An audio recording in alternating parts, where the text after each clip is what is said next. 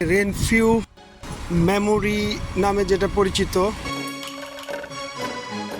1914 থেকে 1918 এখানে যেই মোড়কটি আমরা দেখতে পাচ্ছি, যেই স্তম্ভটি, যে স্মৃতিসৌধ আমরা যেটাকে বলি বা শহীদ মিনার আমরা বলতে পারি, এখানে 1939 থেকে 1945 সাল পর্যন্ত স্কটল্যান্ডে একটি যুদ্ধ ঘটিত হয়।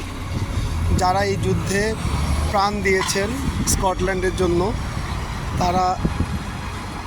যারা এখানে যুদ্ধ করে সমাধিত হয়েছেন, বিভিন্ন জায়গায় তাদের আত্মত্যাগ, তাদের জীবন বিসর্জন দিয়েছেন, তাদেরকে স্মরণ করতে বা তাদের স্মরণে এই সমাধিটি বা এই সৌধটি তৈরি করা হয়েছে।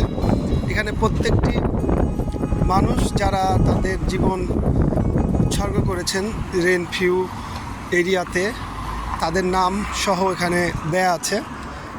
দেখেন, in honor of memory of the man who Renfrew who sacrificed their lives for their country in the Great War 1914 to 1918,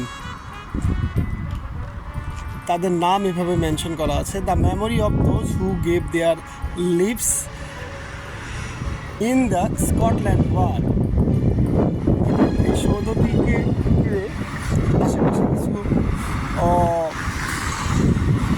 society তৈরি হয়েছে, কিছু খাবারের দোকান বলেন, ওয়াকিং ওয়ে বলেন, তারপরে বসার জায়গা বলেন, সেটাকে তৈরি করছে।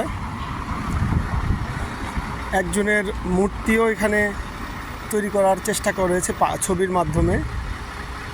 Jois মরডক্স Franklin conflict in 1982। ছোট ছোট অনেক হিস্টোরিক্যাল প্লেস এই স্কটল্যান্ডে রয়েছে।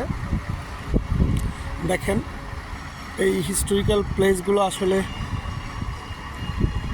বড়ই সুন্দর।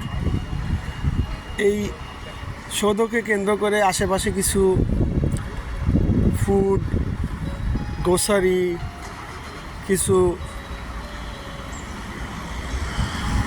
ইলেকট্রনিক শপ, বলতে গেলে একটি ছোটোখাটো মার্কেট প্লেস তৈরি হয়েছে।